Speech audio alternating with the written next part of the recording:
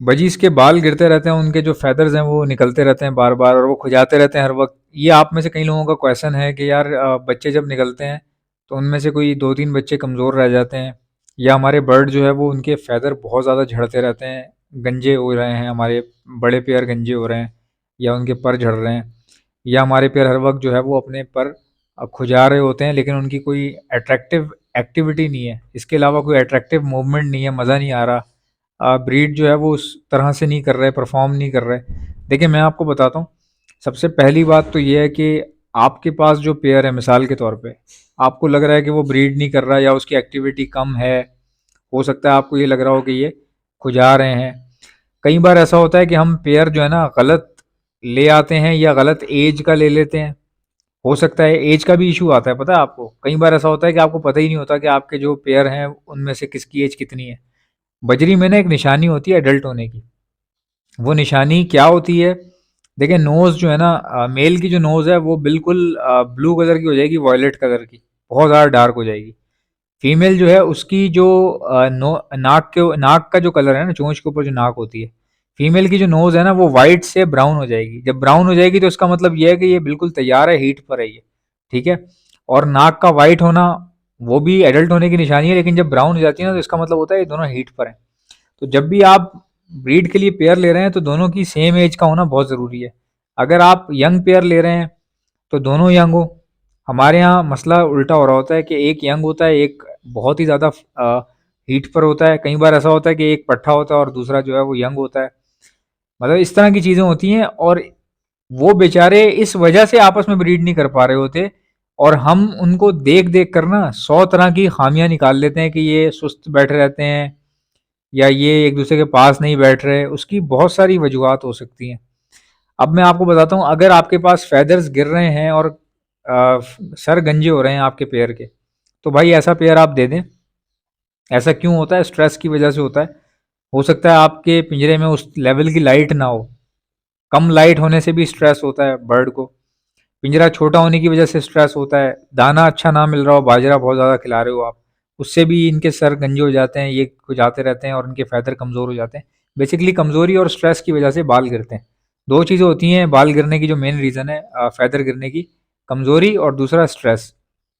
अब बात ये है कि रिजॉल्व कैसे करें इस चीज़ को। देखें, अगर आपके बर्ड में गंजापन आ गया ना, बहुत ज़्यादा गंजापन आ गया, तो उसका कोई बहुत बड़ा सॉल्यूशन है नहीं, ठीक है। अगर आप कहते हो 3 महीने से मेरे पास पेयर रखा हुआ है और वो उल्टा गंजा होना शुरू हो गया, और गंजे होने के बाद से ही उसको आपके पास 2-3 महीने और हो गए, तो अब वो ठीक नहीं हो सकता, पता है ये बात आपको, वो ठीक नहीं होगा। आप उसको आप सेल कर दें, खरीदते हुए ख्याल रखें।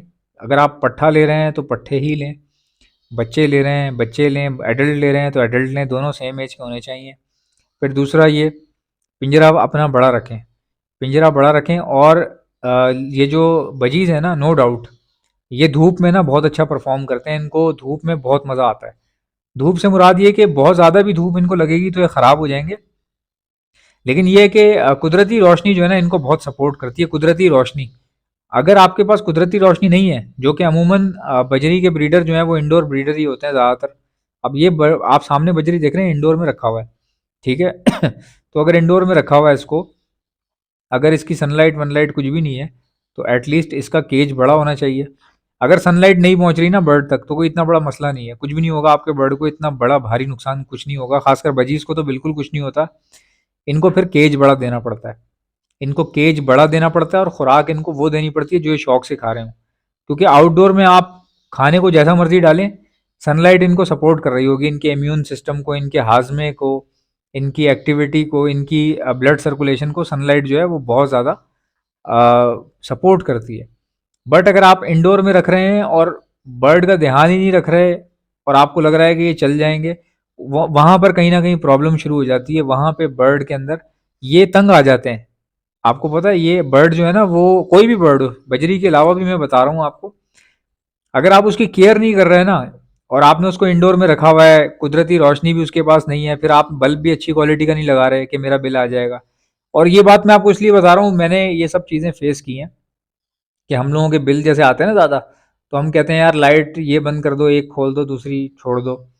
तो बर्ड की लाइफ पे इफेक्ट आता है, क्यों? क्योंकि वो इंडोर ज़िंदगी गुजार रहा है, कुदरती रोशनी तो है ही नहीं उसके पास।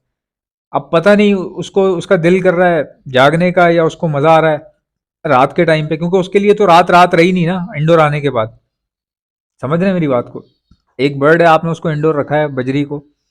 अब आपको लग रहा है कि रात हो गई है, लाइट ऑफ कर देनी चाहिए, बट हमें नहीं पता, हो सकता है वो उसके एंजॉय करने का टाइम हो। क्योंकि मेरे पास बजरी थे ना, तो मैं हर वक्त लाइट ऑन रखता था। कई लोग ये भी कहते हैं ज़्यादा लाइट ऑन रखें तो क्या नुकसानदेह है, बजरी सोएगा कैसे? भाई, लाइट ऑन होने से ऐसा नहीं होता कि बजरी सो नहीं सकता, ऐसा कुछ भी नहीं है। हाँ, अगर आप ऑफ करना चाहें तो डेली बेसिस पे एक टाइम बना लें कि मैं इस टाइम से इतने टाइम तक बंद करूंगा। तो क्या होता है, 3-4 दिन बाद रूटीन सेट हो जाती है, बजरी को भी पता चल जाता है कि उसको खुद उसकी रूटीन बन जाती है। फिर एक वक्त ऐसा आता है कि जब आपने लाइट ऑफ करनी है ना, उससे पहले ही उसको जमाइयाँ आना शुरू हो जाएंगी। और आप जैसे ही लाइट ऑफ करेंगे वो कंफर्टेबल फील करेगा। शुरू शुरू में जब आप लाइट ऑफ करेंगे तो वो घबराएंगे, फड़फड़ाएंगे, इस तरह की चीज़ होती हैं। अच्छा, मैं by the way light of नहीं करता था, पूरी रात खुली रहती थी मेरी। तो मैं देखता था कि भाई आधी आधी रात को मेरे बजरी क्रॉस कर रहे हैं। ठीक है, रात को 3 बजे क्रॉसिंग चल रही है, तीन तीन चार चार पैर एक दूसरे के ऊपर चढ़े हुए हैं। वजह क्या थी? वजह ये थी कि भाई वो कंफर्टेबल फील कर रहे हैं ना। और मेरे बजरी दिन में सो रहे होते थे। जब मैं दिन में ऊपर आता था देखता था सो रहे हैं। क्यों? क्योंकि दिन में लाइट चली जाती थी। दिन में लाइट चली जाती थी, अंधेरा हो जाता था, तो ये आराम करते थे। गर्मी भी होती थी दिन के टाइम पे, टेम्परेचर बहुत हाई होता था गर्मियों के अंदर। गर्मी की बात कर रहा हूँ। तो बजरी जो है ना, बजरी की या तो रूटीन बना लें, ठीक है। और अगर रूटीन नहीं बना रहे तो भाई लाइट में आपको यही मशवरा दूंगा, आप ऑन ही रहने दें। क्यों? क्योंकि ताकि वो खुश रह सके, पिंजरा उसका अच्छा हो। आपके जो बाल झड़ने वाला जो मसला है ना, ये हल हो जाएगा, दोबारा नहीं आएगा। हल तो खैर जिस जो इफेक्टेड हो उसको हल तो बड़ा मुश्किल है करना। इसकी बहुत सारी मेडिसिन भी आती हैं, चाइनीज़ कंपनी है। चाइनीज़ कंपनीज हैं जो बहुत ही बेहतरीन मेडिसिन बनाती हैं इस तरह के कामों के लिए, टारगेटेड के बाल झड़ने पे कौन सी मेडिसिन देनी है, उससे काफ़ी इंप्रूवमेंट आती है। लेकिन मेन रीज़न तो देखें ना, बाल झड़ने का क्या है? एक कमज़ोरी है, दूसरा स्ट्रेस है। ठीक है, तो अगर उनमें किसी किस्म की वीकनेस है तो आप उसके लिए मेडिसिन इस्तेमाल करेंगे, मुझे पता है। लेकिन इससे बेहतरीन मशवरा मैं आपको यही दूंगा कि आप उस बर्ड को सेल कर दें। अगर आप मेडिसिन इस्तेमाल करते हैं तो उसका तो अजर आपको अल्लाह देगा। लेकिन एक कारोबारी ज़बान में जिस तरह बोला जाता है कि भाई सीधी सी बात है, उसको आप सेल कर दें, बेच दें। उसको बेचने के बाद थोड़ा सा गौर करें कि मैं क्या कर रहा हूँ। मतलब मेरा सेटअप जो है वो इंडोर में है, मैं तोतों को दाने में जो है वो बाजरा भर भर के डाल रहा हूँ और फिर बोल रहा हूँ कि इनके बाल जड़ रहे हैं। भाई, जब आपने परिंदे को इंडोर रखा हुआ हो और आप उसको बाजरा डाल रहे हैं, कंगनी दे ही नहीं रहे आप, महंगी पड़ रही हैं आपको चीज़ें, ठीक है, आपका खर्चा आपको लग रहा है बहुत ज़्यादा आ रहा है। तो ये सब चीज़ें जब जहन में हो ना, जब इस तरह की चीज़ें आपके जहन में हो, तो जाहिर सी बात है बर्ड क्यों नहीं उसके पर चढ़ेंगे। बर्ड के पर चढ़ना तो लाजमी है। जब आप अच्छे अच्छे पेयरिंग खरीदेंगे, पट्ठे लेंगे और अच्छे से रखेंगे सफाई सुथराई के साथ, और इसको कहते हैं तमीज़। अगर आपको बर्ड रखने, मैं अभी तक भी ये नहीं कह सकता कि मुझे तमीज़ है बर्ड रखने की, मैं नहीं कह सकता ये बात। हालांकि मैं वीडियोस बना रहा हूँ, बहुत पुराना चावल हूँ मैं तोतों के अंदर, ये चैनल ऐसे थोड़ी हवा में थोड़ी चल रहा है चैनल। लेकिन मैं आपको अभी भी बता रहा हूँ कि बर्ड रखने की जो तमीज़ है ना, शायद मुझे ऐसा लगता है अभी तक भी मुझ में नहीं आई है। ये हकीकत बात मैं आपको बता रहा हूँ। क्योंकि बर्ड रखने की जो तमीज़ है ना, वो सीखने सीखने में ही बंदों की ज़िंदगियाँ गुजर जाती हैं भाई। हर बर्ड का अलग ही मामला होता है, उसको एक्सपीरियंस करने करने में ही टाइम ज़ाया हो जाता है। ठीक है, अगर आपने मोर नहीं रखा हुआ, मिसाल के तौर पे आपको आपने मोर नहीं रखा कभी, तो वो तो फिर रखेंगे, फिर पता चलेगा इसमें मसला क्या आता है, फिर वो मसले आप फेस करते रहेंगे। तो ये सिर्फ एक मोर की कहानी है, अब आप अंदाज़ा लगा लें। तो बर्ड की तमीज़ जो है ना, प्रॉपर तरीके से होती किसी को भी नहीं है, ना मुझे है। लेकिन जितना हो सकता है वो आपके सामने ट्रिक्स और टेक्निक्स रखी हैं। अगर आप इस तरह चलेंगे, आपके जो चिक्स निकल रहे हैं ना, उसमें भी कोई प्रॉब्लम नहीं आएगी। वो चिक्स भी आपके कंचा निकलेंगे। और कोई भी अगर आपको बर्ड ऐसा लगे कि मेरे पास यार वो वैसे ही ख़राब हो रहा है बिला वजह, जेनेटिकली वीक है या उसकी बॉडी में कुछ कमी है जिसकी वजह से उसके पर झड़ते रहते हैं, तो ऐसे बर्ड को फौरी तौर पे सेल आउट कर दें, बेच दें। अगर बेचना समझते हैं कि बेचना ठीक नहीं है, तो किसी को गिफ्ट कर दो यार। कोई बच्चा हो आपके रेजिडेंशियल एरिया पे, मोहल्ले में कोई ऐसा बच्चा हो जिसको शौक हो, आप उसको तोहफे के तौर पे दे दें आप। जैसा कि आप जानते हैं ब्रीडिंग सीजन आ चुका है। अगर आप में से किसी को बर्ड्स के लिए ब्रीडिंग मल्टीविटामिन चाहिए तो आप ऑर्डर पर मुझसे मंगवा सकते हैं। मैं all over the Pakistan supply करता हूँ। ऑर्डर करने का तरीका बताता हूँ, पहले सुन ले मेरे पास क्या क्या चीजें हैं। हमारे पास ब्रीडिंग मल्टीविटामिन है, calcium plus vitamin D liquid है, प्रोटीन लिक्विड है, हमारे पास इलेक्ट्रोलाइट्स होते हैं। हमारे पास गर्मी बहुत ज्यादा है, बर्ड्स को इलेक्ट्रोलाइट्स की जरूरत पड़ती है, तो ये भी आपको हमारे पास से मिल जाएंगे। बच्चों को, चिक्स को बचाने के लिए डॉक्सीसाइक्लिन का इस्तेमाल किया जाता है, ये भी आपको हमारे पास से मिल जाएगी। और खाली चिक्स को बचाने के लिए नहीं, ये सेहतमंद बर्ड्स को दी जाती है। अपने पूरे सेटअप पे 6 दिन का कोर्स करवाया जाता है हर महीने। तो ये बहुत अच्छी होती है। और कोई बर्ड बाहर से लाए तो उसको भी समझ लीजिए जरासीम से पाक करने के लिए या बैक्टीरियल इन्फेक्शन अगर वो अपने साथ लाया है उसको खत्म करने के लिए भी यही 6 दिन का कोर्स करवाया जाता है डॉक्सीसाइक्लिन का।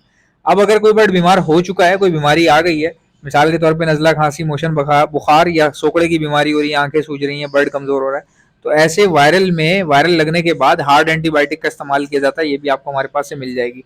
एंटी लाइसिस स्प्रे, जो जुओं के लिए परिंदों के ऊपर स्प्रे मारा जाता है, उनकी जुएं खत्म हो जाती है लेकिन परिंदे को कुछ भी नहीं होता, ये भी आपको मेरे पास से मिल जाएगी। और एक ऐसा प्रोडक्ट है जो मेरा अपना बनाया हुआ है, हैंड फीड है ये।